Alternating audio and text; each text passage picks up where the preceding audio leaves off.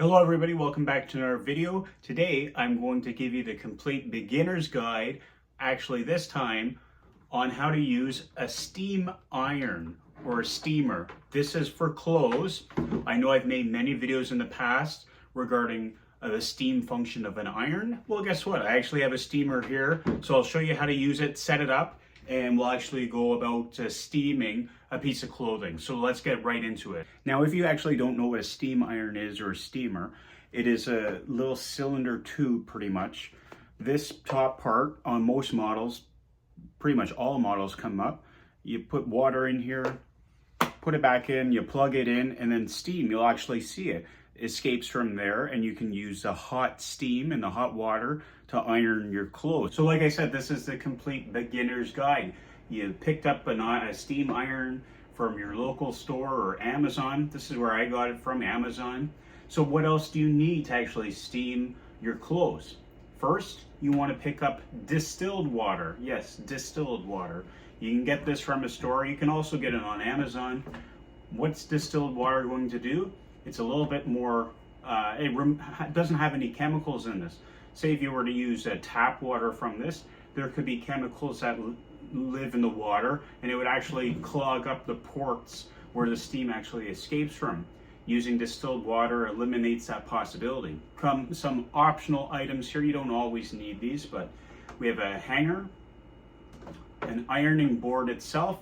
Again, just for stability, I'll show you how to use that. And then sort of off center here, I don't think you can see it, but now you can, is actually a chair. Yes, a chair is optional, and I'll show you once we get right into it, a use of a chair.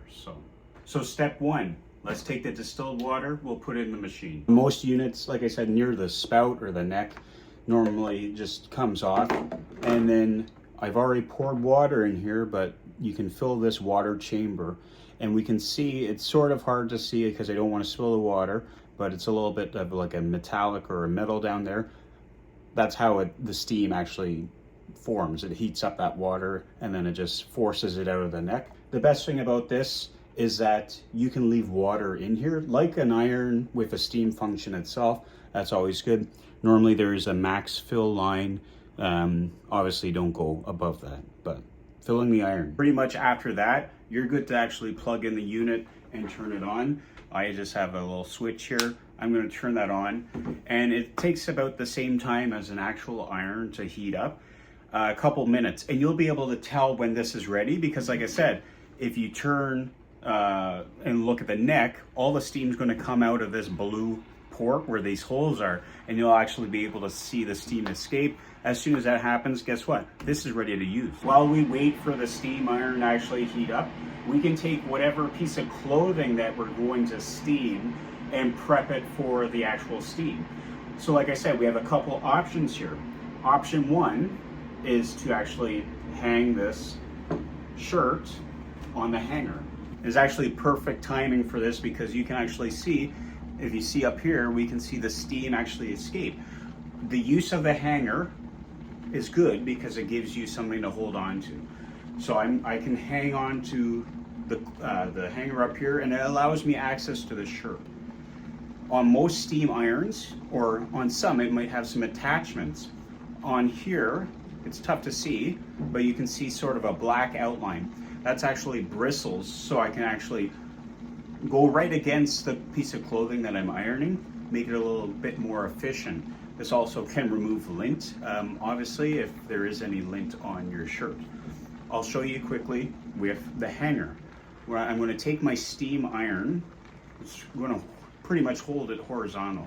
Like I said, we can actually put pressure on the shirt. So, say if I was going to do this, I would go up to the top, and I would just make my way down all the way. Do the exact same way, all the way down. I would make my way all the way across, obviously. Maybe do it a couple more times, but that is an option. And then just go about steaming nice and slow. We can put direct pressure on the shirt, but that's an option, hanger. Option two, utilizing that ironing board. Now this obviously works with a small tabletop unit, You could technically, if you have a longer unit, just turn it horizontal. But look at this option now. I do not have to touch anything, and I can actually pull on the shirt. So when you pull on the shirt, it gives more of a flatter surface for the steam to do its work. So if I hang my shirt like this, I can pull down my shirt, make it a little bit more flat, and then I can go with the steam iron and do my passes just like this. Just nice and slow, right against the iron. A little bit more easier for the steamer to actually do its work. But again, another option. And then we have option 3, which I tend to utilize sometimes, especially if I don't have a hanger nearby. I know that I have my chair at my dining room table. So I can just drape my shirt or a piece of clothing over the chair, and then it's sort of the same way. I can use my extra hand. I could hold the piece of clothing, and then I could just go over top with my steam iron and just go, like I said, all the way across. Might have to make multiple passes, but it will get all the wrinkles out. And again, a third option there for actually utilizing this efficiently.